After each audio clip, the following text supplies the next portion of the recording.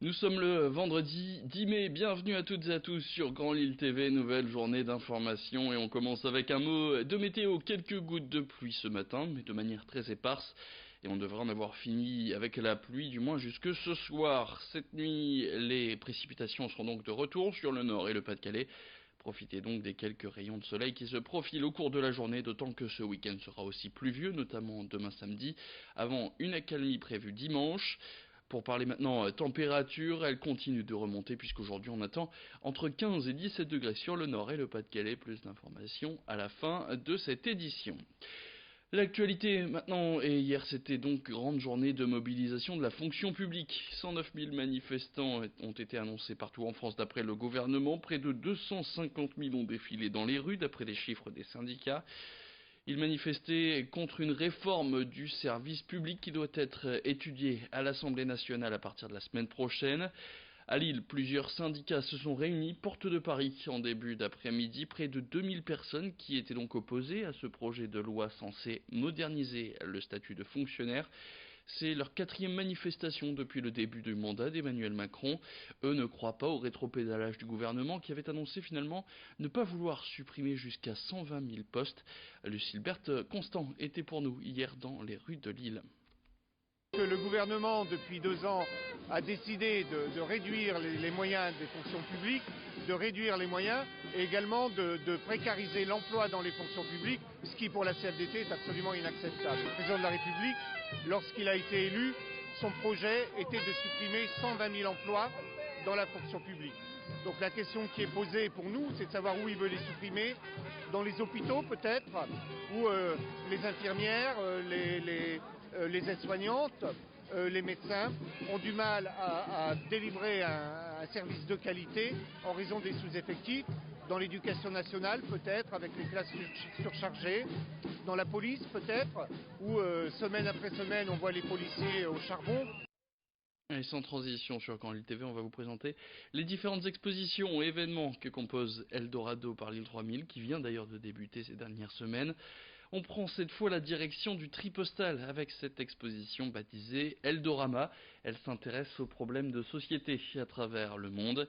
Immigration, situation maritale en Inde, les thèmes abordés sont très vastes et abordés de nombreuses manières. Sur les 3 étages, différents artistes du monde entier exposent leur vision de l'Eldorado en 3 temps. C'est jusqu'au 1er septembre du côté du Tripostal. Présentation de cette exposition signée Xavier Sidi. Les univers sont démultipliés, plus de limites, un voyage inoubliable. Êtes-vous prêts? On y va. La première partie se concentre vraiment sur l'idée que les gens ont de l'Eldorado. Ensuite, sur le toit qu'on va au premier étage, on s'intéresse au voyage, aux traversées dans n'importe quelle forme qu'elles puissent prendre.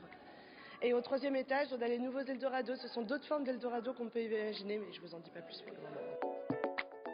On a eu la chance cette année d'accueillir Yayoi Kusama. Yayoi Kusama, c'est une artiste japonaise de 90 ans. Et ici, elle présente une mirror room. Une mirror room, c'est une œuvre immersive dans laquelle on se plonge et on a l'impression d'être dans les étoiles, ce qui est assez bien fait. Et ça a beaucoup de succès, par ailleurs. Donc ici, on arrive au premier étage de l'exposition Eldorama, donc le chapitre 2 qui se nomme La Ruée.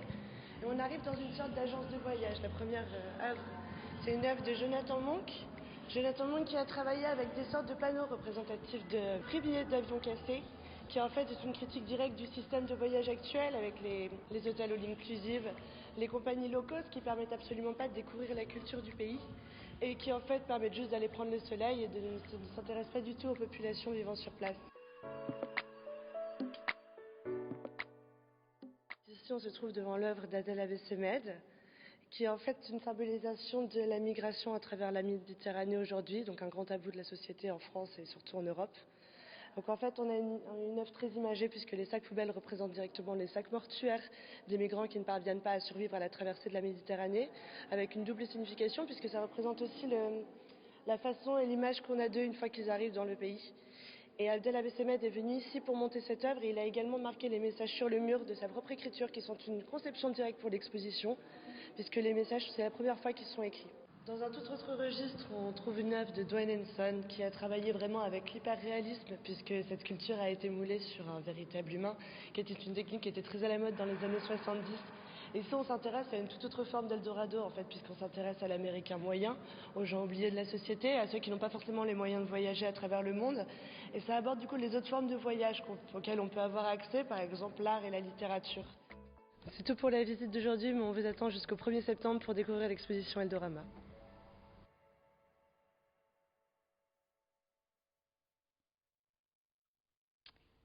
Et puis on parle maintenant d'une autre idée sortie pour terminer cette édition, direction Bondu et son aérodrome, où l'Union aérienne de l'île Roubaix-Tourcoing, qu'on appelle aussi UALRT, organise ses portes ouvertes ce week-end au programme des acrobaties aériennes et des baptêmes de l'air dans cet aérodrome qui fête ses 70 ans. Ici, ce sont 350 membres qui réalisent près de 3500 heures de vol chaque année. Et l'association compte 2 instructeurs salariés pour donner des cours de pilotage. Alors évidemment, ces formations vous seront aussi présentées lors de ces portes ouvertes du côté de l'aérodrome de Bondu demain et dimanche.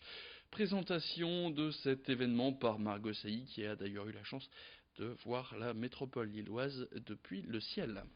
Donc on accueille du samedi au dimanche entre 9h et 18h tout le public pour à la fois leur donner des informations. Il y aura également des visites du hangar qu'on voit ici et notamment des avions pour expliquer aux personnes qui seront là comment fonctionne un avion, ce que sont ces avions. C'est également un week-end qui est familial pour nous et on accueille des familles, les enfants avec des ateliers pour les enfants, des ateliers coloriage, des possibilités de se faire prendre en photo sur les avions. Et donc le but principal, c'est quand même de partager nous notre passion de l'aviation. Et puis autre événement qui a lieu ce week-end, c'est la route du Louvre. Ça a donc lieu dimanche. À noter que les meilleurs moments de cette route du Louvre seront à retrouver lundi, mardi, mercredi, jeudi et vendredi à 20h sur Grand Lille TV. C'est la fin de cette édition. Merci à toutes et à tous de l'avoir suivi. A tout de suite, vous retrouvez vos prévisions météo. Excellente journée à toutes.